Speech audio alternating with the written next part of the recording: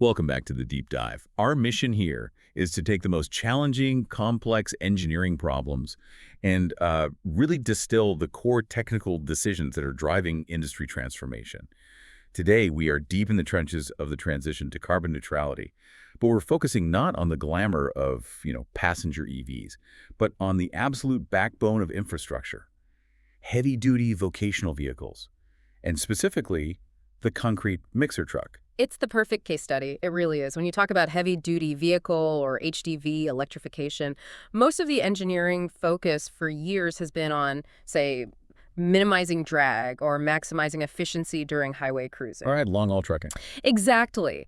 But for a vocational machine like a mixer, the problem is entirely different and, frankly, far more brutal in its inefficiency. And that inefficiency, it hits hardest when the truck is actually doing its job, when it's just sitting still waiting to pour. Precisely. That is the fundamental pain point. A traditional diesel mixer, it's forced to run this massive engine. We're talking 150 to 300 kilowatts of power at a high idle speed. A high idle, just sitting there. Because it needs to tap into the engine's mechanical output to drive a hydraulic pump, which in turn generates, the meager 20 to 30 kilowatts of power required to simply keep that mixing drum turning. So just to be clear, we're burning premium fuel in a 300 kilowatt engine just to power a 30 kilowatt function. That sounds like a catastrophic waste ratio. It is. It absolutely is. You are generating huge amounts of waste heat, noise pollution, and of course carbon emissions directly into crowded urban zones. And this isn't a small fraction of the time, is it? Not at all. For a mixer truck, that idling time, that non-propulsion energy consumption, can easily account for 40 to 50% of the vehicle's total operating hours. The solution isn't some incremental improvement. It has to be a complete architectural shift. And that's where the P2 hybrid architecture comes in. So our mission today is to analyze the definitive system engineering specification for integrating a P2 hybrid module with a 400-volt electric power takeoff, or ePTO, system. This is the engineering path to creating a zero-emission standby vehicle. Exactly. We are looking at the 5 core technical deliverables that any top-tier automotive engineering consultancy would require to execute this project flawlessly. We're talking about the product definition. The SOR. Yes, the SOR. Then the functional safety requirements, the FSR. After that, the detailed system architecture, the functional hierarchy or function tree, and finally, the system integration documents. These documents, they're the blueprint and the rule book. Okay, let's unpack this. Before we get into the nuts and bolts of the motors and batteries, we have to acknowledge the external pressure that's driving this change. This isn't just a design choice anymore. It's an existential mandate for manufacturers.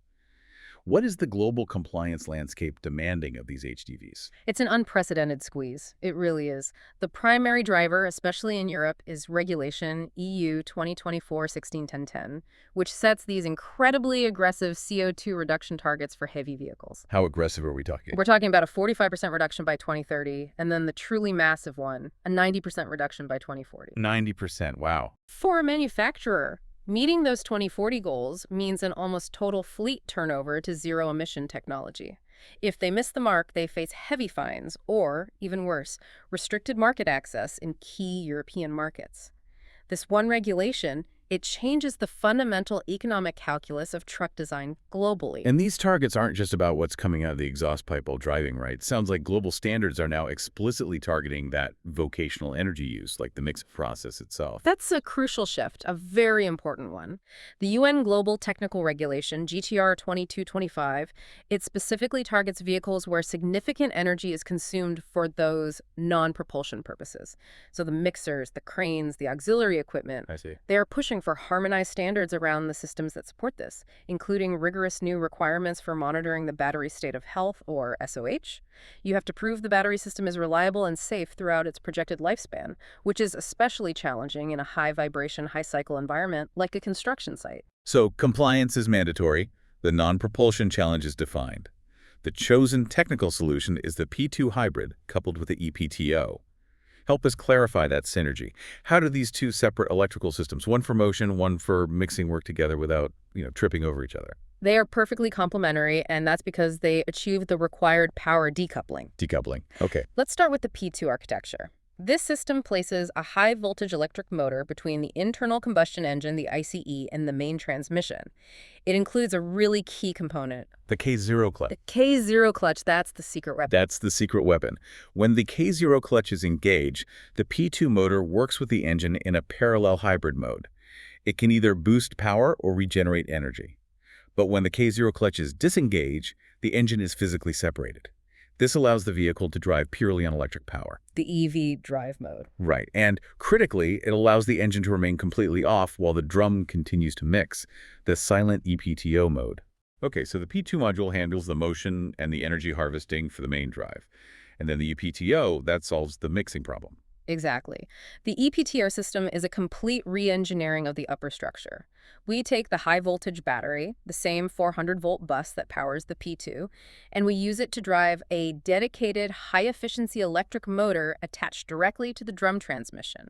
So you've eliminated the inefficient middleman. Completely.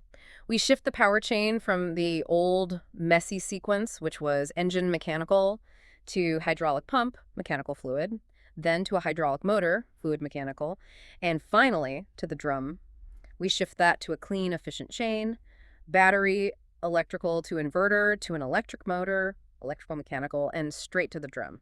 That simplification alone seems like a massive win. Not just for efficiency, but for maintenance. I'm thinking fewer hoses, fewer valves, fewer fluid leaks. The maintenance savings are profound, absolutely. But the technical value proposition for the fleet owner, the total cost of ownership, or TCO, it's really built on 3 pillars beyond just compliance. Okay, what are they?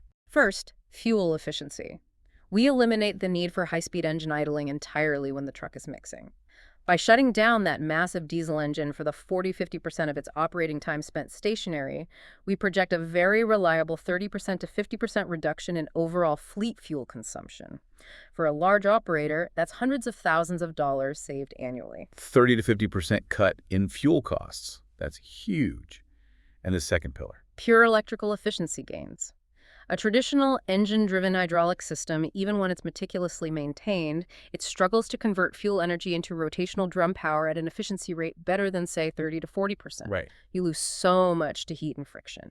The electric drive, on the other hand, operates at well over 90% efficiency. That difference, more than doubling the efficiency of the core mixing function, is immediate and measurable. And the third pillar, which we touched on briefly, is market access through noise reduction. Yes, the system enables silent ePTO mode. This is absolutely critical for urban markets.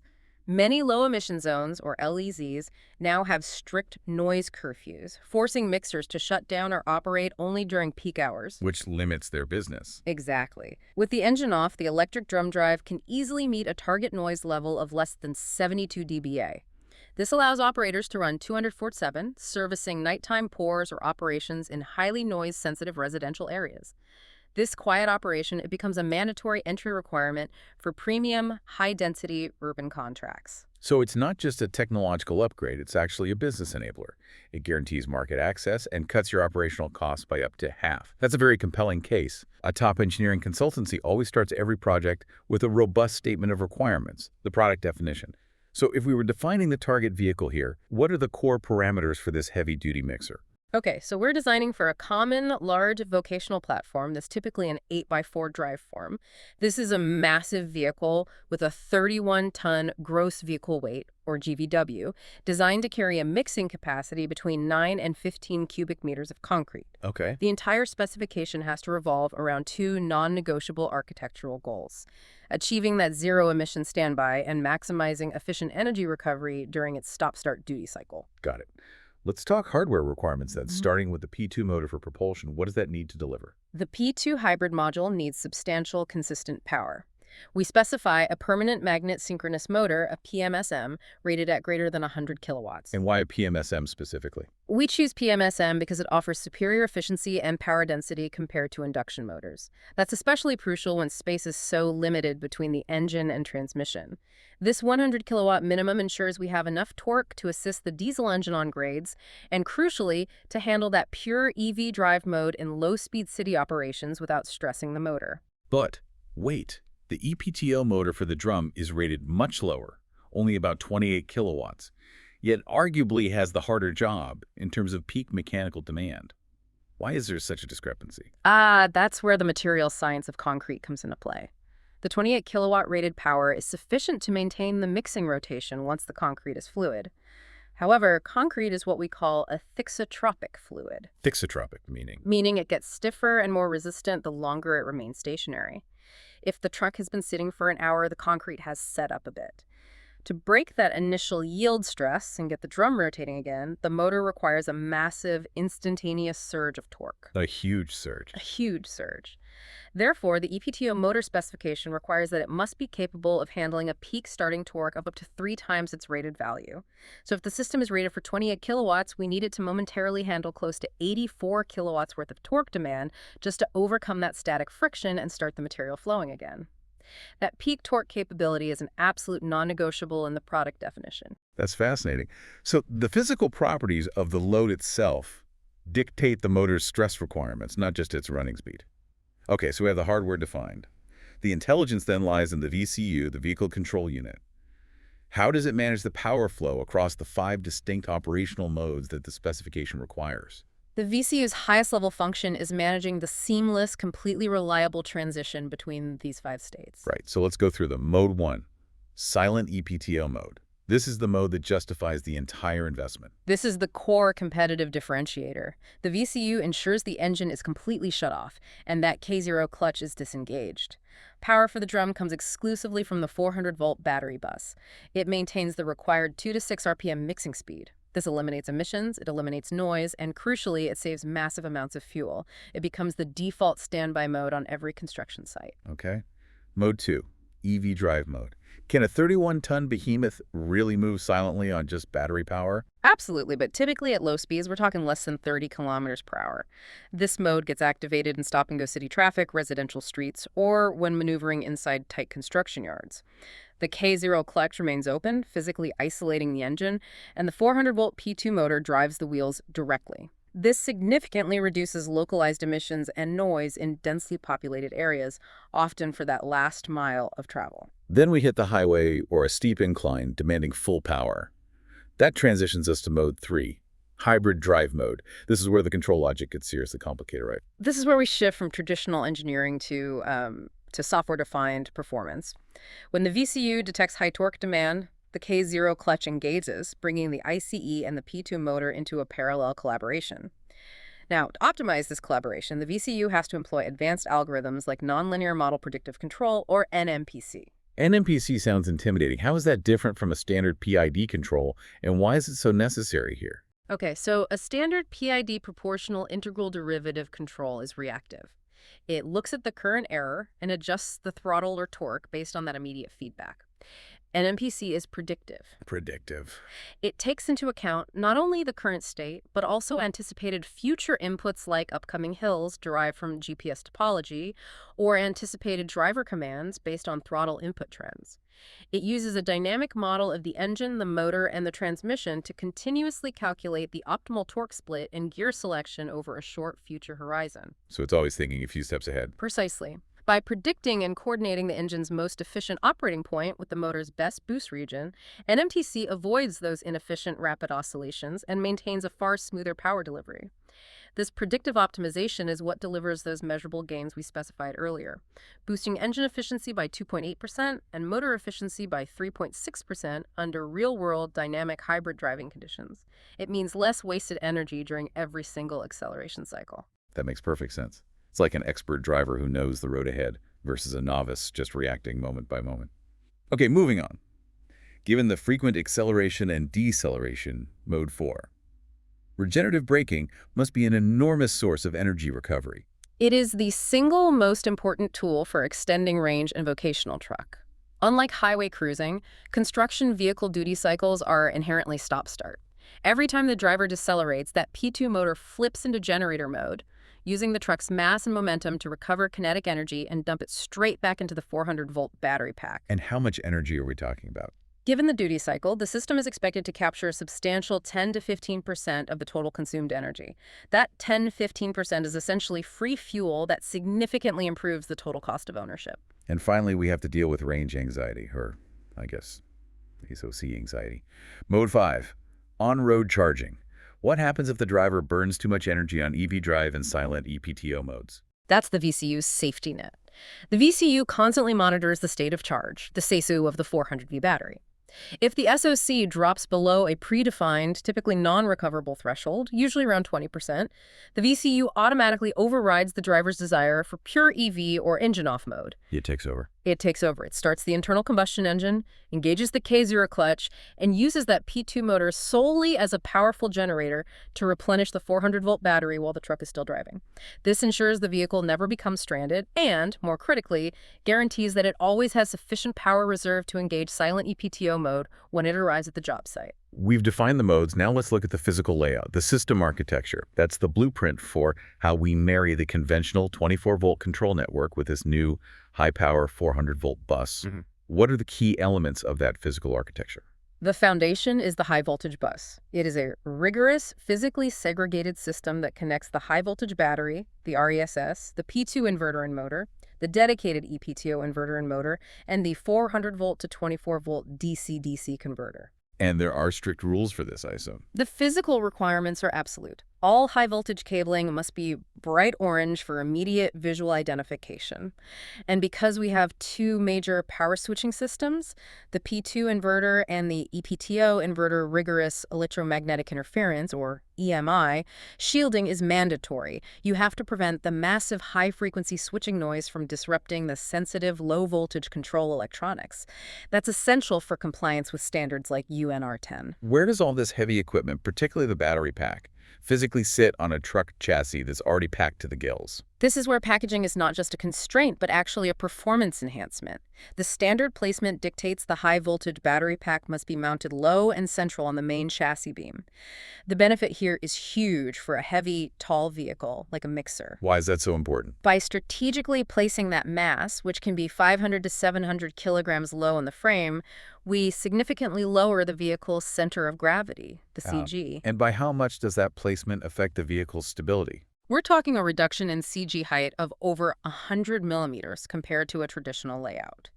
For a mixer truck, a vehicle notoriously prone to dynamic instability because of the sloshing, high-mass load lowering the CG, by that much tangibly increases the vehicle's rollover stability margin. It's a direct, measurable safety benefit that comes from clever electrical component packaging. That's the high voltage side. Now for the control side, we're relying on the VCU to act as the brain. How is the low-voltage communication network structured to ensure reliability and speed? We implement a dual SAE J1939 CAN bus network, that's the industry standard for heavy-duty communication, with the VCU serving as the indispensable data gateway between them. We segment the network functionally. Oh, so? First, you have the PSAN, or Powertrain CAN bus. This is high speed and connects all the motion components. The engine control unit, ECU, the transmission control unit, TCU, and the P2 inverter. This network handles all the real-time torque and speed requests. Okay, and the second one? Second is the BCAN, or body CAN bus.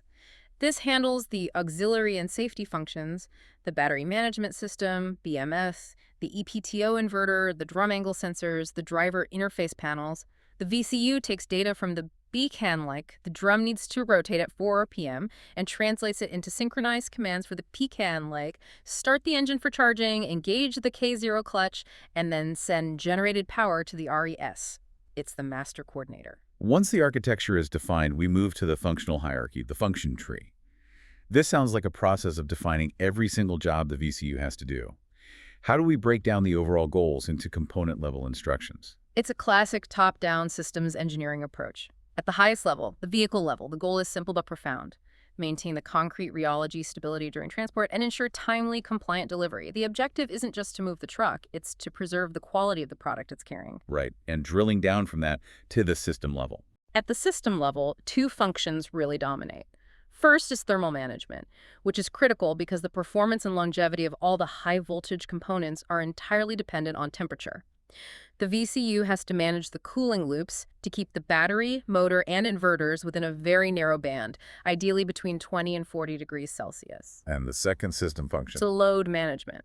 This involves monitoring internal drum conditions, things like pressure, resistance torque, and rotational speed, to ensure the drum isn't overloaded and the concrete isn't settling too fast. Okay, and finally, down to the component-level detail.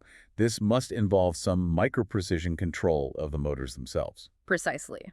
Take the P2 motor control unit, the MCU. It's not enough to simply command a torque value. The MCU must execute sophisticated control algorithms like field-oriented control, or FOC, which is also known as vector control. What does FOC do? FOC ensures that the motor's magnetic field and current vectors are perfectly aligned in real time. Why is this necessary? To generate smooth, clean torque. The specification demands that the resulting torque ripple, that's the cyclical fluctuation in power output, must be kept below 5%. Minimizing that ripple is absolutely essential for excellent NVH performance, which means the truck runs smoothly and quietly, improving driver comfort and reducing component wear. This level of control brings us to what I think is the most innovative, non-transport feature of this entire deep dive, the digital slump monitoring. You are essentially using the precision of the electric motor to analyze the concrete mixture itself. How do the physics and the software come together here? This is the perfect example of the software advantage of electrification, turning the mechanical system into a sensor. In construction, concrete consistency is measured by its slump, literally how much it slumps when you pour it into a cone. Slump is the industry measure for the concrete's workability, which is directly related to its internal property, the yield stress. And you couldn't do this with a hydraulic system. In a traditional hydraulic mixer, the torque reading is just too noisy and inaccurate to be useful. But the ePTO motor controller running FOC provides incredibly clean, high-frequency data. It is constantly monitoring the current and torque applied to the drum, sampling at 10 to 100 hertz. This data allows the controller to precisely calculate the continuous resistance torque exerted by the concrete mixture inside the rotating drum. So the resistance torque acts as a real-time proxy for the yield stress and therefore for the slump. Exactly. The VCU uses a calibrated model to estimate the current slump value in real time. If the concrete is thickening prematurely, maybe due to a delay on site or hot weather causing rapid water bonding, the resistance torque increases, the slump value drops, and the VCU detects this trend immediately. And then it can do something about it.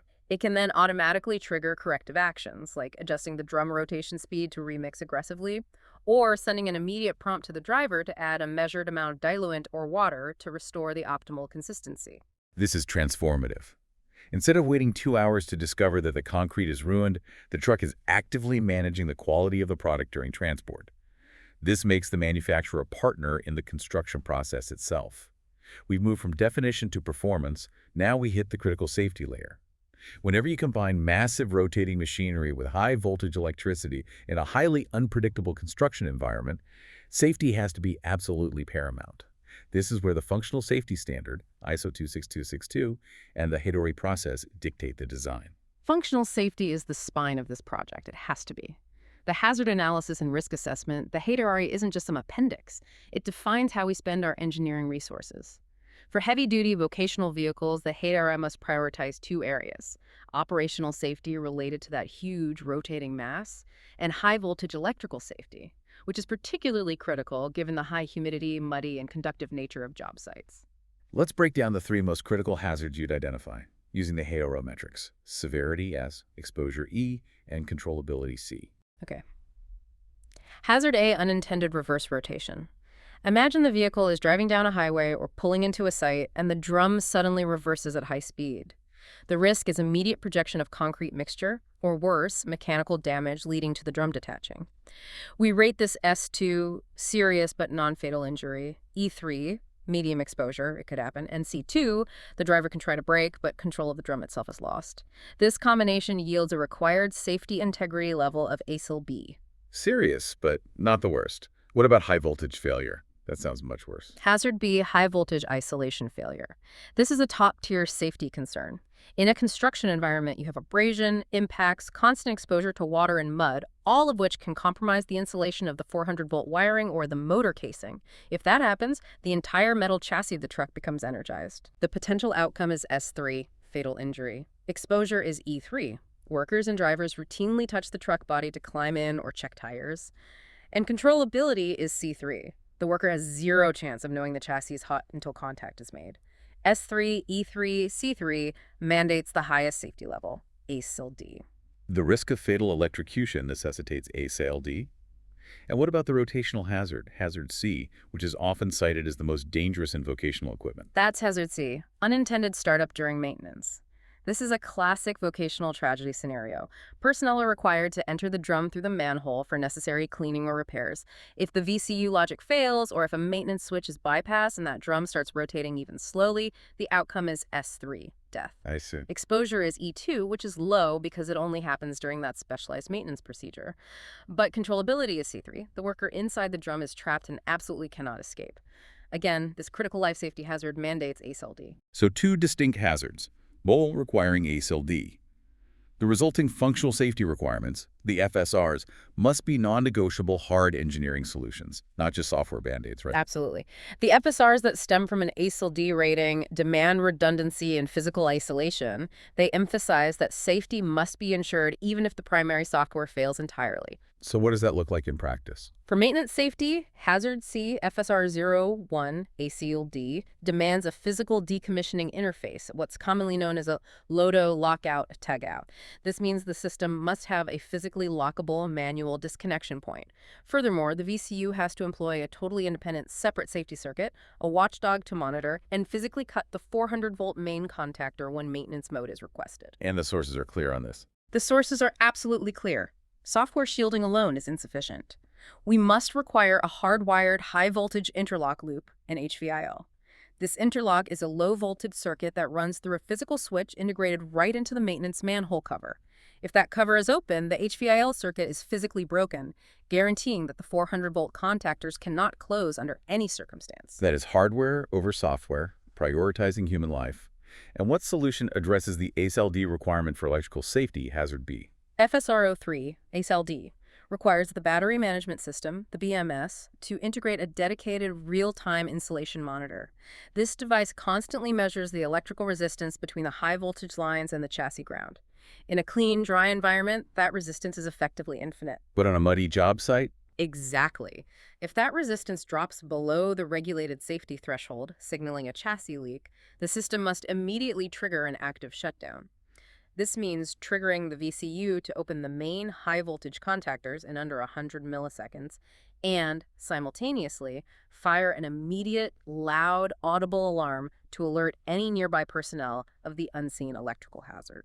The lesson here seems to be that in the world of heavy-duty electrification, the cost and complexity of that ASIL-D safety layer are what truly separate a prototype from a commercially viable, responsible product. Let's pivot to the component selection, focusing on the specialized ePTO system. We know we need that 3x peak torque. But what are the deep engineering specifications for the drum motor itself and its mechanical linkage? Okay, the motor selection for the ePTO is really locked onto the permanent magnet synchronous motor, the PMSM architecture, rated in the 30 to 40 kilowatt class. This choice is non-negotiable, really, due to its superior power density and its ability to deliver high torque at the low speeds needed for mixing. And the environment. The construction site is just brutal. The motor sits beneath the drum, so it's constantly exposed to concrete splatter, dirt, mud, and water. Therefore, mechanical protection is paramount.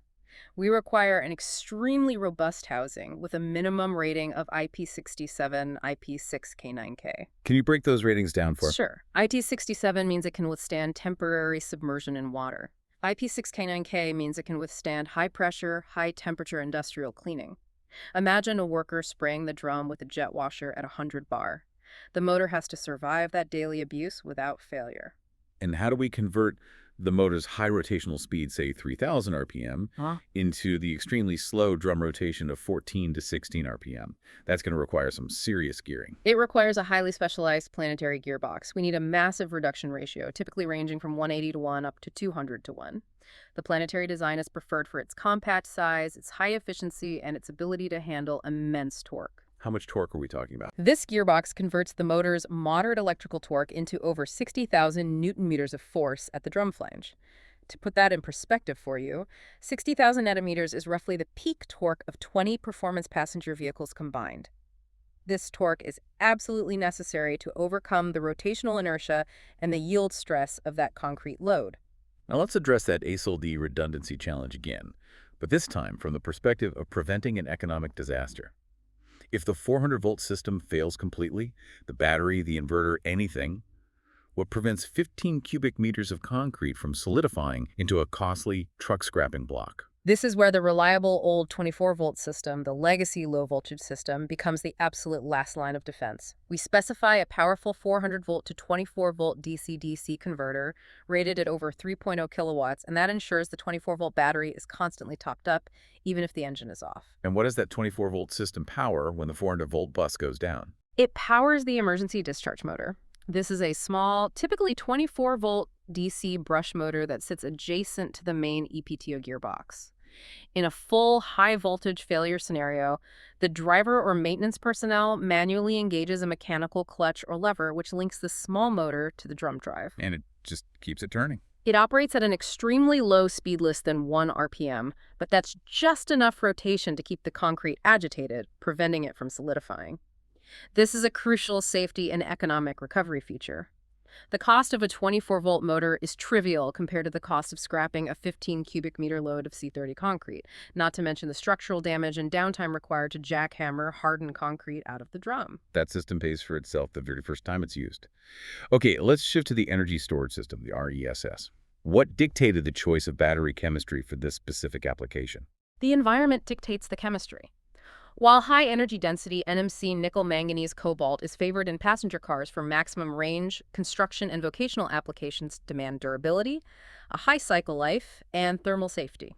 Therefore, the strong recommendation is lithium iron phosphate, or LFP. Why sacrifice that energy density for LFP? Two primary reasons. First, thermal stability. LFP cells have a significantly higher thermal runaway temperature, generally above 270 degrees Celsius compared to NMC chemistries. That's much safer in the high vibration, high heat environment near a diesel engine. And the second reason? Cycle life. Vocational vehicles operate in punishing start-stop cycles, drawing high current bursts for propulsion and regeneration. LFP offers a significantly longer cycle life, typically exceeding 2,000 full depth of discharge cycles. That ensures the battery retains its usable capacity for the long service life demanded of a commercial truck. As for capacity, we target a total pack size of 60 kilowatters to 90 kilowatters. This provides the right balance. Roughly 30 to 40 kilowatters is needed to support the 1 to 2 hours of silent operation required on a typical construction site, with the remaining capacity providing the necessary P2 driving assist and acting as a robust safety buffer for activating charging mode. The thermal environment is clearly critical. How does the thermal management system, the TMS, coordinate cooling across all these disparate high-heat components? Thermal management coordination is complex because it's a distributed system. Active liquid cooling is mandatory. Passive air cooling is just not sufficient for the high currents and power density involved. The TMS has to simultaneously manage 3 separate thermal loops, one for the battery pack, one for the P2 motor, and one for the inverters, which contain highly sensitive power electronics, often IGBTs or silicon carbide switches. And it has to work in all weather. Absolutely. Yeah. The system must be intelligent enough to handle extreme ambient conditions. In cold weather, the BMS must coordinate with the TMS to use electric positive temperature coefficient, or PTC heaters, or even recover residual heat captured from the P2 motor when it was operating to preheat the battery pack. LFP chemistry particularly suffers from reduced performance below freezing, so preheating is essential to ensure the battery can accept high-rate charging and deliver peak power on demand. We've built the digital model and specified the components. Now we need to successfully integrate this 400-volt system onto an existing OEM truck chassis. This must require some detailed, granular documentation. What are the most crucial system-level documents required for the integration team? The final output for the engineering team, the 0105 deliverables, really centers on the interface control documents, or ICDs. They define exactly how our black box talks to the OEM's black boxes. Give us an example. Okay, take the CAN matrix. This is the Bible for communication. It specifies every single data parameter, known as PGNs or SPNs, ensuring consistent interpretation across all 3 major controllers: the VCU, the engine ECU, and the ePTO MCU. For instance, the engine speed signal, PGN 61444, must be reliably transmitted and understood by the VCU to execute hybrid drive mode torque blending without lag or error. Misalignment here results in massive drivability issues. And the high-voltage documentation must rigorously detail the physical safety systems we just discussed. The high-voltage safety docs are non-negotiable. They outline the precise contactor control logic and specifically the strict timed pre-charge sequence. This sequence involves closing a small contactor with a resistor for a very carefully calculated time constant, typically measured in milliseconds, to safely charge the large capacitors within the inverters before the main power contactors are allowed to close. What happens if you get that wrong? If the precharge is too fast or too slow, you risk damaging the inverter, or worse, welding the main contactors shut. These documents also detail the physical routing and design of the HVIL ring, confirming that hardwired redundancy for maintenance safety. When you're modifying a heavy-duty chassis, there must be strict mechanical integration constraints imposed by the truck OEM. What are the key rules there? The number one rule, dictated by the OEM's bodybuilder instructions, or BDI, is do not under any circumstances drill holes in the main frame flange. That flange is the highest stress structural component of the vehicle. Drilling compromises its fatigue life and its structural integrity, period. All mounting of the battery pack, the cabling, and the ePTO motor support structure must utilize existing web holes or specially designed clamps that adhere strictly to the BBI. And what about the added weight? We must address the weight. Even after removing the heavy hydraulic system, the net weight increase due to the motors and battery pack is typically 300 to 400 kilograms. So rigorous axle load calculations are mandatory. We have to ensure the added mass maintains the mandated stability margins and stays within the legal gross axle weight rating, especially for the heavy rear axle supporting the drum. Finally, the verification strategy V&V. How do we prove that all these components and complex control logics actually work reliably under abuse? V&V is tiered. At the component level, the battery pack has to undergo the most brutal tests mandated by ECE R100. This includes crush tests, fire tests, and most critically, vibration testing. And we don't use a standard sine wave test. We have to subject the battery to the rough random vibration spectrum that's characteristic of commercial truck rear axles, the kind of jarring, irregular abuse you see driving over unpaved construction sites. And how do we test the software and the ASIL-D logic without risking life or expensive hardware? We rely heavily on simulation testing, specifically hardware-in-the-loop (HIL) and software-in-the-loop (ASIL) platforms. Using professional tools, we can simulate thousands of failure modes: a CAN bus interrupt, a sensor fault, an insulation breach, or a software deadlock. The ASIL rig confirms that the ASIL-derived safety logic FSR01 and FSR03 works as intended, forcing the system into a designated safe state, like opening the main contactors in milliseconds. It confirms that 100 millisecond response time target. And the ultimate field test, the one that proves the competitive advantage of the system. That is the whole vehicle validation, and it culminates in the slump retention test. This is the commercial proof of concept. The truck is loaded with a specific concrete grade, say C30, and it simulates a 2-hour delivery cycle. We measure the concrete consistency, the slump value, every 30 minutes.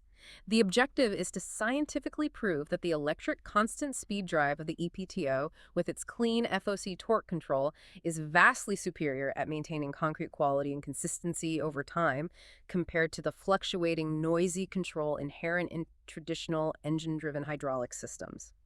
This test closes the loop between the mechanical design and the material science objective. So what does this all mean?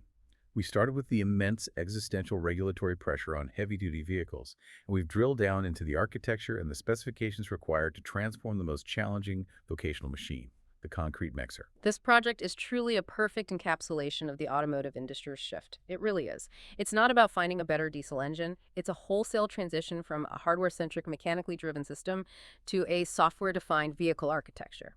Right. The core competitive advantage is not the size of the battery or the motor power. It is the sophisticated integration and control, the ability to embed concrete science right into the vehicle software, which is realized through that digital slump monitoring capability. We've seen that the 5 core deliverables, the product definition, the ASIL-D safety requirements, the architecture, the functional hierarchy, and the integration documents are not just bureaucratic steps.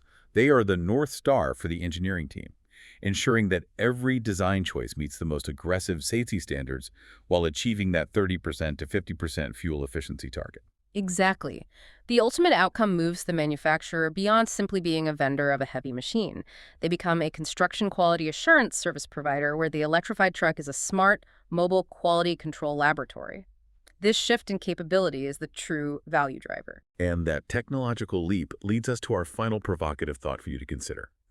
This rigorous engineering project opens the door to a massive business transformation. By tightly integrating the electric mixer, its precise energy management, its charging schedule, and its guaranteed maintenance profile, manufacturers can fundamentally shift away from the traditional high capex, the high upfront purchase cost model.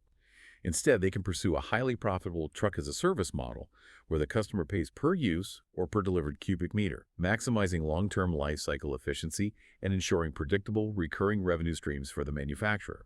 Electrification doesn't just change the technology, it changes the entire business of construction transport.